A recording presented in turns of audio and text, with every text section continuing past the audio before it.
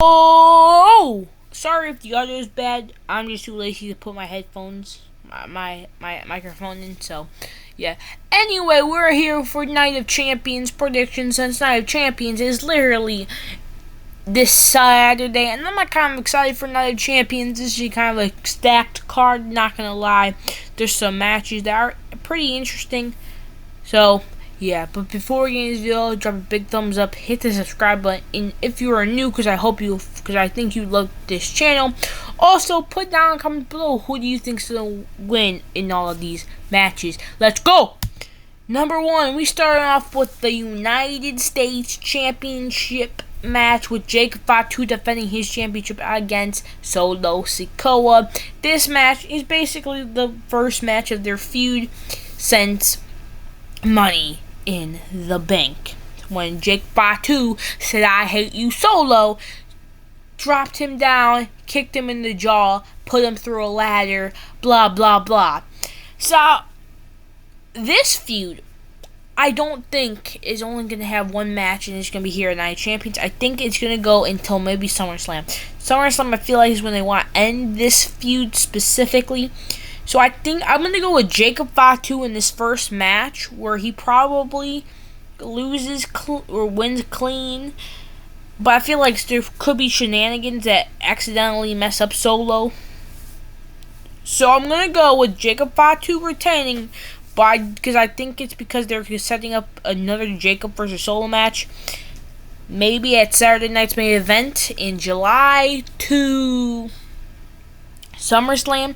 So I think it will be one of those. So I think Jacob Fatu is retaining the United States Championship here, because I feel like they're gonna have another match, which is set up more stuff.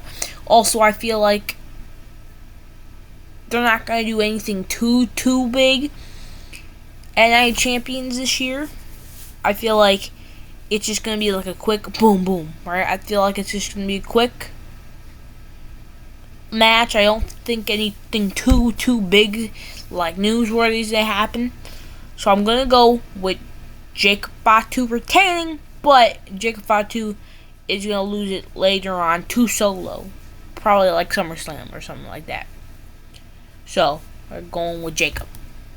So yeah. Next match is the Rhea Ripley versus Raquel Rodriguez street fight that was just announced this Monday Night Raw. And it's a street fight, so I'm actually excited for it. A street fight. I don't even see a street fight since like No, we saw it at WrestleMania when Damian Priest took on Drew McIntyre.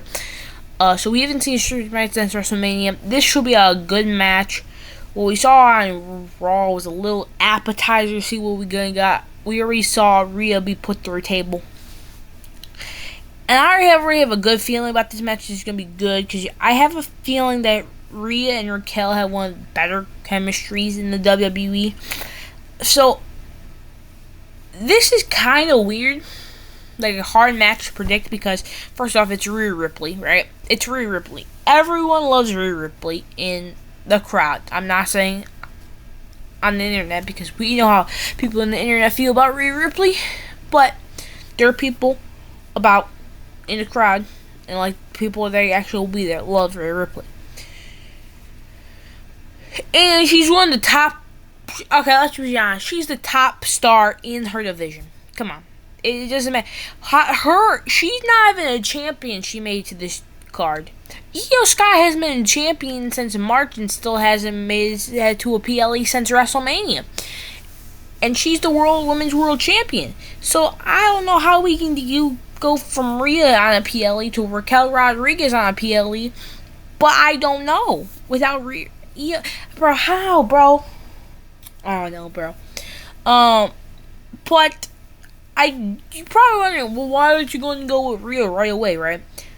That's because we got a factor with Raquel. We got Roxanne Perez. We already saw Roxanne Perez being buddies with each other on Raw. So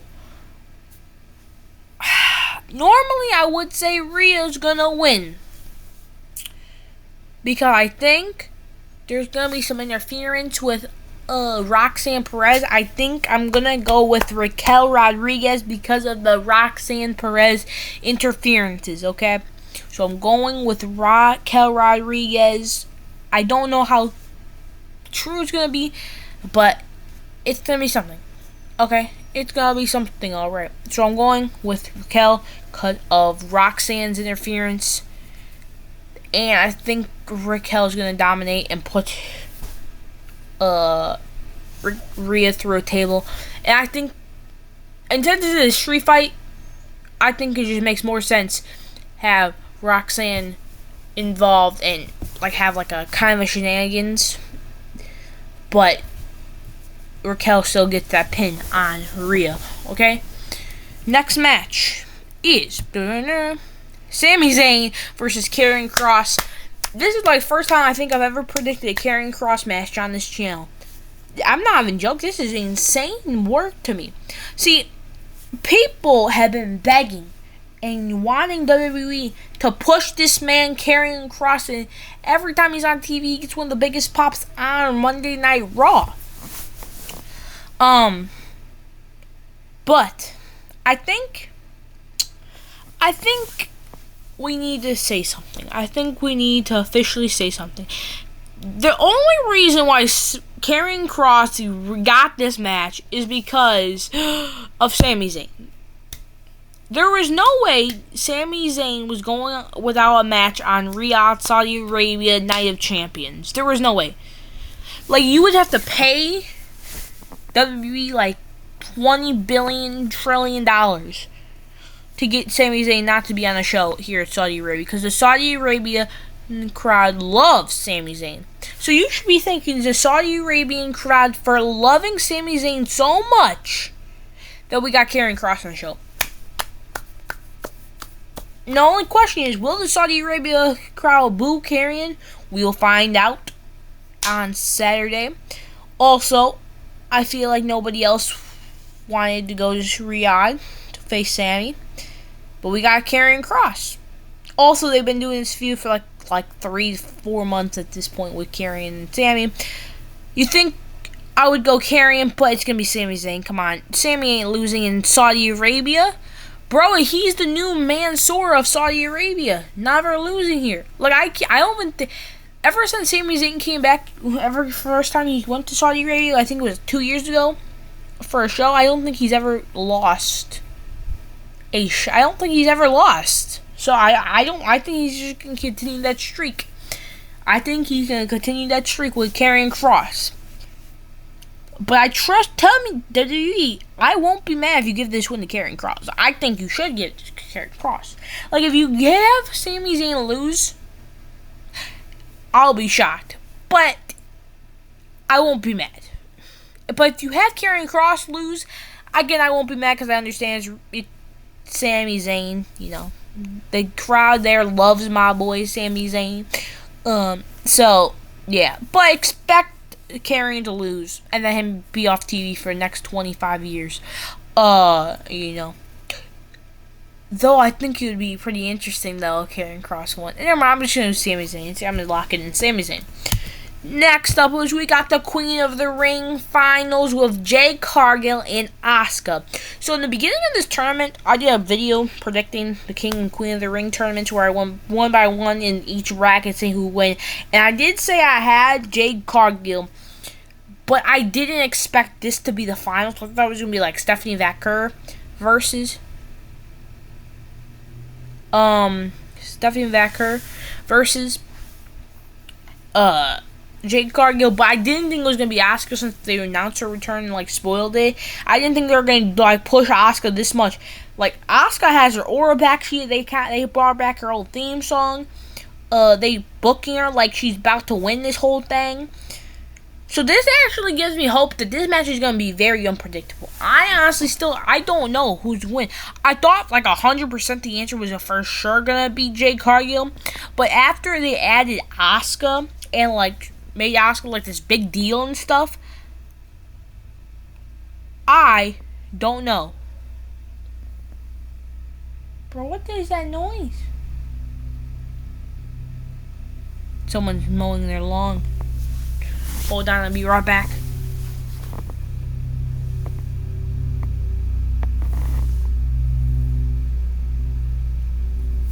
Yo, whoever is mowing their lawn is very loud.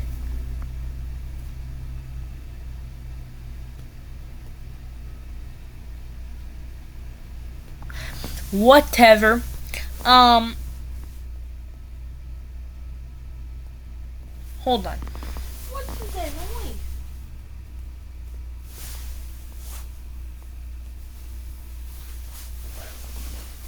I think that's what you're doing, but it's kind of annoying. But anyway, enough of me yapping. Let me talk about this match. So I thought coming into this tournament, I thought it was 100% going to be Jade Cargill, but how have they been booking Asuka recently? Booking her like a superstar, like a very unstoppable force. Like, she's literally undefeated right now.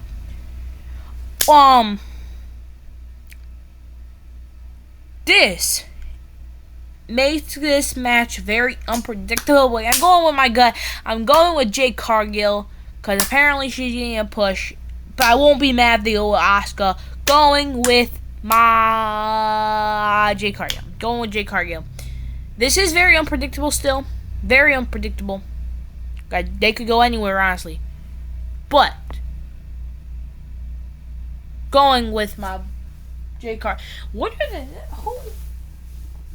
Bro, why is the lawnmower so loud? Anyway, let's go to the King of the Ring finals of Randy Orton and I almost said Jade Cargill. Randy Orton and Cody Rhodes. Cody Rhodes, the mentor. No, the mentee. The student. Randy Orton, the teacher. These two, everyone's been waiting for this match. This is a dream match in the WWE right now, right here. But we've all been waiting and ready for Cody Rhodes and Randy Orton. But people are mad that we're getting Cody Rhodes. And I think people are mad. I don't know. I don't really keep up with the IWC. Last time I feel like I saw people be mad about it on a Santi Zeth video one time. Maybe I'm tripping. But cause I swear I saw someone be mad that there was Cody Rhodes versus Randy Orton at Night of Champions in this week. So maybe I'm tripping. Maybe I'm not in the right headspace. Maybe I'm tripping. Right? Maybe I'm tripping. But I think people are mad. I don't know. If I'm wrong, I'm wrong. Who cares? But this could start a big feud from here. Like this could really start a feud. Like, you know how the Kevin Owens, Cody Rhodes feud kind of started at Bash in Berlin and went on? That could be like a Randy Orton, Cody Rhodes feud. Can go from here to Night of Champions to whenever they want to end it. You know what I'm saying? Like that Cody Rhodes, Kevin Owens feud went on from Bash in Berlin was in August 2024 to February of 2025. So why not do it with these two? But I think the simple and easiest answer as possible is going to be Cody Rhodes, because I don't think Randy Orton needs the King of the Ring tournament. I mean, it would be cool to see him with it, but I don't think he needs it. I think WWE wants the biggest possible match for SummerSlam, and the biggest possible match they probably could put on is Cody Rhodes versus John Cena. Though, for nostalgic factors, if they really want to have the biggest nostalgic match ever, do Randy Orton versus John Cena for the WWE Championship, and that would be, people would love that, eat that up for SummerSlam. Which I think if they want to have the biggest match possible, they're going to go with Randy Orton versus John Cena at SummerSlam for the WWE title, which I think people would eat that up, and I think they want to go for the biggest possible match, and that's why I think Randy Orton's not off the table. But I think the simple, easiest answer is, since if we take a look at past Money in the Banks, yeah, I know I'm talking about Money in the Bank. Who cares? If we look at the past Money in the Banks, the person who pins the WWE champion normally gets a title shot at SummerSlam. But this year, Cody Rhodes had to go through the ringer, had to go through the King of the Ring tournament, and somehow he gets his opportunity at SummerSlam. Think about it. 2023 Money in the Bank, Jey Uso pinned Roman Reigns. He got his championship at SummerSlam. He got his championship match at SummerSlam. Solo Sikoa pinned Cody last year at Money in the Bank. Solo got his opportunity at SummerSlam 2024. Cody pinned John Cena this year for the champion. He doesn't get his championship. So I think they're gonna try to do that, but they're gonna like, hey, Cody Rhodes pinned John Cena. He got this match. Blah blah blah blah. So I think Cody Rhodes is gonna win King of the Ring tournament. I already predicted that because it's the most predictable thing that's ever existed in the history of our sport. And Cody Rhodes is gonna go on to face John Cena. And at SummerSlam, well, you guys figure out my SummerSlam predictions when it comes to that time. But when Cody gets to SummerSlam, he's going to win the King of the Ring tournament, feud with John Cena, and take this feud with John Cena to the tippity of the top with SummerSlam. And I think they kind of want to have a rematch at SummerSlam too. I think they want the WrestleMania. I think WWE wants the WrestleMania rematch of Cody Rhodes and John Cena to be at SummerSlam. So I think that's where they're gonna go. Last and final match, we got the last time is now John Cena defending his WWE Championship against CM Punk. This is a very, very, very nostalgic match for many, many people. We all know their long, long history of their feuds back in the early 2010s. And trust me, I've gone back and watched it. It is some great, great stuff. Their Money in the Bank match is masterful. And we already saw. I actually went out, like a couple years ago. I think it was last year, maybe. I went back and looked back at the Pipe Bomb promo that CM Punk said, like in 2011. I actually watched it on like WWE's YouTube channel. It's a great promo, and John Cena cut that promo on the last episode of Friday Night SmackDown. Can you stop cutting your lawn? Thank you. Had to tell the neighbors. My neighbors don't even do their own lawn. They have to be someone pay them. You riches. Man, they are so rich. Bro. Anyway, enough talking. But John Cena in the last episode of SmackDown cut the Pipe Bomb promo 2.0, but in his own thing, in his own like words, and kind of changed it up. And I think it's like probably shorter than CM Punk's too. But I do not think CM Punk is walking out as a WWE champion, because I think WWE wants John Cena to hold his title either till SummerSlam or until December when he retires. So I think I am 100% sure John Cena is walking out with the championship, and I think John Cena is going to win this match like he's won every single match since WrestleMania, which is a low blow, and hit the title across their head for the 1, 2, 3, when, as of course, the referee is down. And I feel like I'm going to throw a little prediction. After John Cena retains, says he can't blah blah blah, we have a little face out with Cody Rhodes, because he comes down, he faces off with John Cena, and then maybe the Friday Night SmackDown after that, or the Monday Night Raw after Saudi Arabia, we talk a little bit, have more face downs with John Cena versus Cody Rhodes, setting the big match up for SummerSlam. But a Saturday night's main event is actually in the middle between Night of Champions and SummerSlam. So we could not do this Cody feud really go like really at it until after Saturday night's main event, because we could have something going on for John Cena during Saturday night's main event, or if WWE just wants to have a Cody Rhodes John Cena feud from after Night of Champions to all the way to SummerSlam in August, from like beginning of July to the beginning of August. That makes sense too. They don't even have to do anything with John Cena at Saturday night's main event, this upcoming one, because it's just going to waste a day, and who really knows, right? So yeah, and he only has 19 days left, so whatever, man. So, but John Cena is winning and beating CM Punk, because I don't think CM Punk is going to be the one to take the title off of John Cena.